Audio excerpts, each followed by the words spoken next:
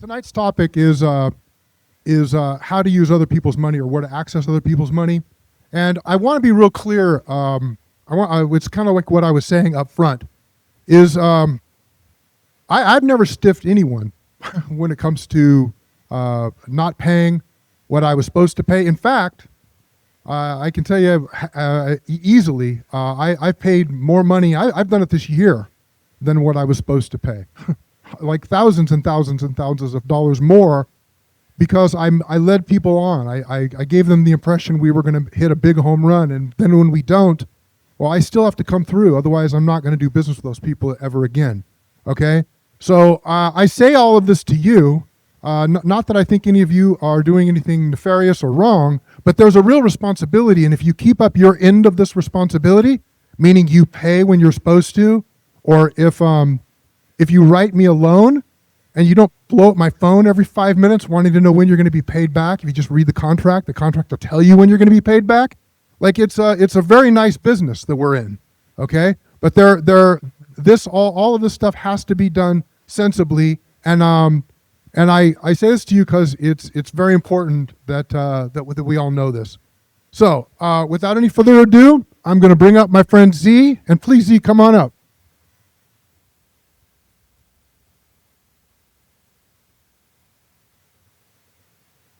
Hey, thank you, everyone. We got to kind of stand in front of the chairs here. So guys, my friend Z here is someone I just met him a few months ago. Z works for. Sorry about. I'm a mess, guys. I'm not a professional. There we go.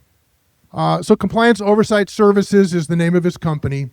And I'm going to let him go into great detail as to what he can help you with. But what really kind of got me started with him is I have a contractor that I've done like $500,000 worth of business with this year. So he's a guy who's important to me is the best way to say it. And he purchased a property out in Yucca Valley, I think it was Yucca Valley, yeah.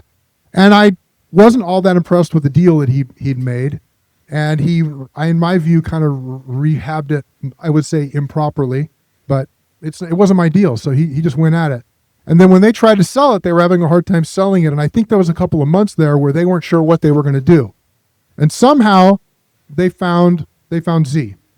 And Z was able to finance them and get their money back, and able to, on a payment that allowed them to move a renter in. So not only do they still own the property and have a rental, they were able to get some of their cash back. So I thought that in itself would be enough to sit and kind of explain that, because deals go wrong all the time, and us getting our money back and being able to go on to the next deal is important. I'm going to ask Z, because I really like your story to start with. So in no particular order, please, I'd love for you to tell them how we got here together. All right, thank you guys. Thank you guys for having me here. I try to do my best. I'm always been in the back office side, so I never do the speaking. But I try to do my best today. And I'll tell you a little bit about me. I grew up in East Los Angeles. I was one of 5 children. My youngest brother has autism, and my older brother was a little bit sick of, I guess, anxiety and nerves for a long time. So we lived in a home. It was my dad, my mom, and a two-bedroom home. My dad, my mom, and my little brother in a bedroom. And then my brother with his wife, because he had anxiety, couldn't do anything, and 2 kids in another bedroom. So I grew up in the living room for a lot of years. Wow. And then when we were 15, I met my wife. Well, I met her since we were 5 years old. And then when we were 15, we got together. And I guess she wanted to lock in the deal, so she got pregnant. And we went and moved into the living room. We didn't know where else to go. She locked in the deal. She locked in the deal. Yeah. Careful, I know she's here. Careful the way you say that. So we were all, so now you got my parents, my brother, my mom in one bedroom, my brother, his 2 kids, and his wife in one bedroom, my wife, myself, my sister, my cousin, and my brother-in-law in the living room. So I'm thinking, okay, I gotta do something, right? I gotta do something. I'm 17 years old now, about to have a baby. So I went out and I studied computer networking, because I thought that was the next thing to do. And I got my degree in computer networking. And one day I did a network for a mortgage company called, I think it was called World something. They used to do the pick-up payment. think it was like World Financial World. They used to do a lot of World pickup Savings had a pick a At payment. World- Yeah. okay. So I did a network for them, and I started asking them buying questions for my mom because I wanted my mom to buy a property. He tells me, come next week, and I'll answer all your questions. I show up the following week, and they're in the conference room. And they say, we want to welcome Seferino to the team, and everybody starts clapping. And I said, wait a minute, what are you talking about? He goes, I saw something in you. I want you to give it a try. If you don't like it or you're making more money than you do right now, then just go back and do what you were doing. So I gave it a chance. Now, when I grew up in East LA. I have family that grew up in South Central and Compton, and those times nobody wanted to go into Compton. Everybody was afraid of Compton. So that's where I started knocking on doors. I started knocking doors in Compton, and I found out a lot of people had 800 FICO score, and they owe a little bit of money. So of course nobody taught me anything, so I gave everybody a pick-up payment. I maxed them out on their money, gave everybody give everybody a pick-up payment, and most of those people gave the minimum payment for the payment for the house. Time passed, and I had a deal that I was stuck with. I went to see another friend that I knew, and I asked him. I said, "Look, I have this deal that I can't close." He tells me, "Why are you selling? Why are you giving subprime loans to A paper?" I said, "I don't understand." So he started explaining to me the difference between the papers, right? Then he says, "Hey, you made a lot of commission this month." I said, "No, I only made, I think it was 30,000." He said, "No, your commission was like 150,000." I said, "No." I said, "I get 30% right now." He goes, "One escrow for one point for escrow, 1 point for title, and then 1.30%." He goes, "No." He goes, "Escrow and title is separate. The broker is taking money from you." So the broker had told me that escrow was 1 point, title was 1 point, and then from the 1 point that we charged was 30% for me. So he's actually charging 3 points. So that's when I decided, you know what, I'm gonna go open my own office. So I'll go get licensed. I open my own office, my own brokerage license, and I'm doing loans and I'm doing real estate.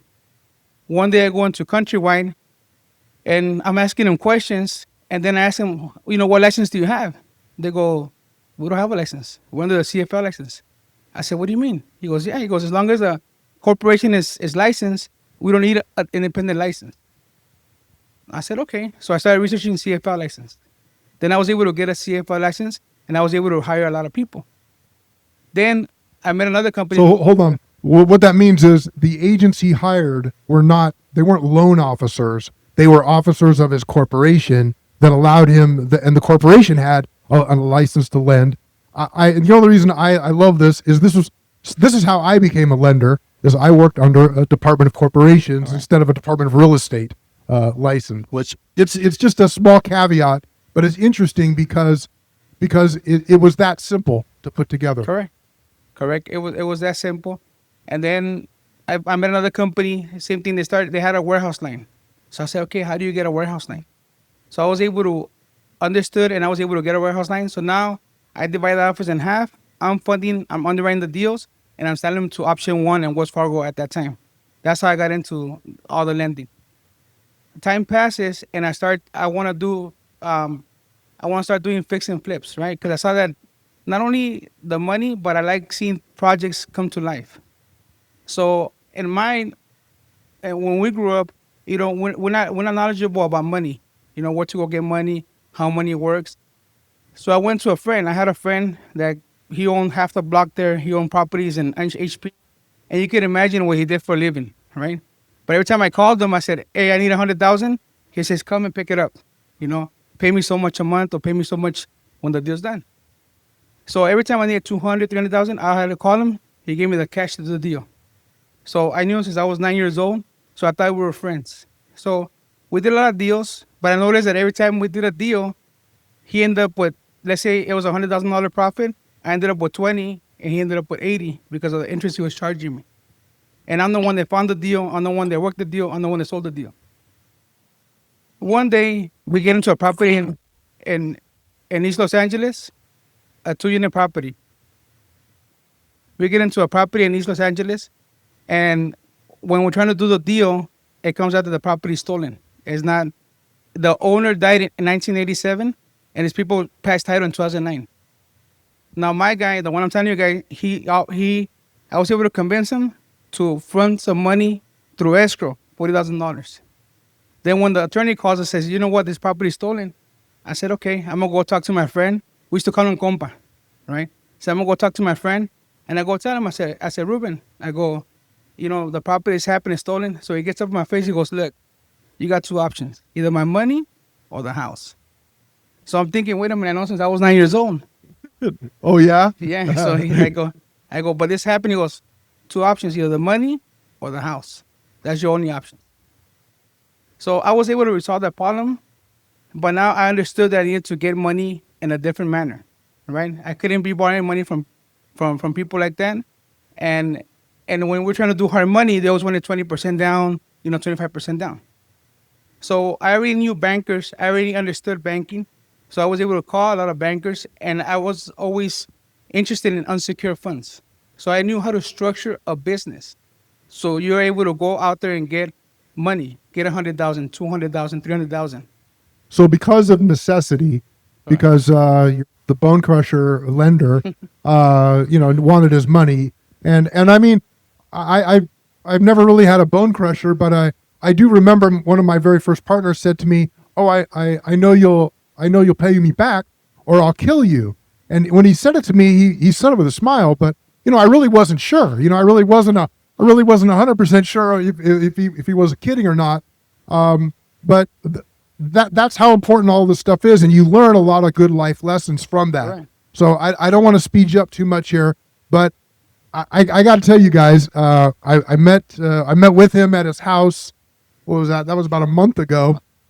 Tell us about that deal you got into. Really quickly. Tell us about your deal up there. So on the deal that we have, it's 85-acre horse property out there in Redlands. Currently, it has 3 houses, and it has 2 barns. It has a horse track. And No. It has a practice arena for thoroughbreds. I mean, it's not a little horse track. It's you go up there and you could have a 3-ring circus on the infield and park cars around it. It's pretty bitchin'. So now we obtained that property, and I wanted to do a bigger project, right? So now I want to do 160 glamping units, a restaurant. I want to do entertainment place in the horse track, and I want to build this place where you take off and feel like you're in Mexico and stay there for a couple weeks, and I have to leave the place. All the amenities are there. So I went to the city. The city loved the project, but now how am I going to fund this project? So how are you going to fund it? So I don't want to give equity on the property. That was the hardest part. I didn't want to go through hard money and have payments every month. I didn't want to fund all these business loans and have all these payments. So I was able to tokenize the project. So I was able to get the project, put in the blockchain. So to make it simpler, how I understand it simple is taking the project, let's say like a stock for the public, right? So that's how I was able to raise right now. I'm still in the process of raising $30 million to build that vacation destination. So, guys, I'm not suggesting that you're going to run out tomorrow and do your next flip using tokenized dollars to do so. But what really blew me away about Z is just to have the vision. That was the house originally listed for? It was a $2.3 million. Yeah, $3 million. You told me it would took you months and months and months Right. to negotiate the sale of the purchase or the sale of it all. It was a lady whose husband had owned a thoroughbred. It passed away, and he owned a training facility for horses. So he used to train the horses for Alamitos and Santa Anita for the horse track. Yeah. So what I love about this is this type of an opportunity that he got involved in is something I've seen. I mean, this isn't the first time I've heard stories like this. I just love the idea that I can show it to you. And so now he's got zebras and wolves and Camels, ostrich, camels. It's really a really fun place. Yeah. All right. So I really wanted them to hear this part of it that part of it because a lot of times I've heard it from you folks in the past. I've heard that you've been doing this a long time, Jim. Of course you built up equity or whatever it is. I know you really started doing this big time in like 2008, 9, 10. So it's been 15, 18 years that he's been doing this. It's a while, but it's something that he takes very seriously, and he put it together, and it's turned out really nicely. So please, I'll hand you this right here. You can start with the slides here that we put together, and we can go from there. Okay, so I just want to go over real quick. So this is what helped me get started, right? Because I needed the seed money to get started. I didn't want to use that guy's money anymore. So I already had companies that I had built. And keep in mind, before it was easier, now it's getting harder and harder. This year it got even harder because a lot of people open fake companies. They go on TikTok and they see open a company, go get money. So the banks understood that, look, there's too much fraud going on. They're not paying their loans. They also got caught. They caught up to that sweeping on the credit again because now they're running different bureaus. Before they only ran Experian, TransUnion, Equifax. The banks saw, look, there's a pattern. All these people are defaulting on their loans. Let's run their other bureaus, and they saw that all these people had bad credit. So a lot of banking stuff is changing. So what I do, I help you structure a way where you try to separate yourself from the business and make sure the business builds its own credit. So I always start at the registering the business, right? A lot of people do it, they don't do it the correct way. The way I structure a business, I always get the phone number first, I always get the address first, and I always get the business email first before I even register the business. So like that, when I register the business, everything falls on the business. A lot of us, what we do, we register the business in our house, we use our cell phone number, and then later on, we'll change everything around. It's already linked to you. And I learned this the hard way because when I was young, my dad used to work for a company. He was a diesel mechanic, and the company was called Rush Delivery. They used to package clothes for Macy's, Mervyn's, and all those companies.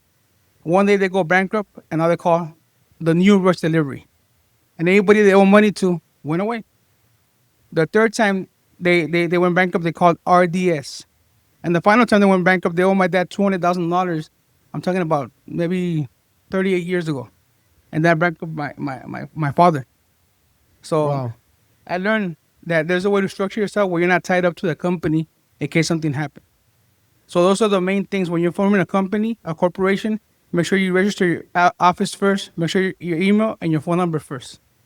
Then after that, once you already have everything registered and you file with the Secretary of State, then you go ahead and the way you get your EIN is you send it by fax and you never put your social on the paper. Most of us go online and we get our EIN online because it's faster. But again, once you do that, it's now tied up to your social security.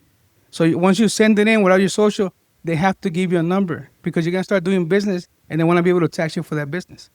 It takes about 4 weeks. You're not going to get it right away, but you're going to get the paper back with your EIN number. Then from there, you start building credit. Everybody knows about the normal credit building, which is, get an 80 credit score. You buy from 4 vendors. You spend $100 for 90 days. What people understand is now it's changing, right? Now lenders are running SBFE, which is a bureau for the banks. They run Experian Business and they run Credit Safe. And that's what I help you because if you go back and you do the Dun & Bradstreet, you're able to get vendor credit. But what are you going to do with vendor credit? You're going to get Home Depot, you're going to get Lowe's. What you want is real money. And if you want real money, then you have to make sure you secure trade lines for these other lenders or these other bureaus. So when they run your credit, they see that you have financial stability and you're able to borrow money. And a lot of people out there on the internet, they say we could get you funding. They're always talking about credit cards. But there's a lot of funding out there. There's business loans, there's credit lines, there's big money out there, and the banks want to lend you, but they want to make sure you're structured correct and then your ability to pay back the money.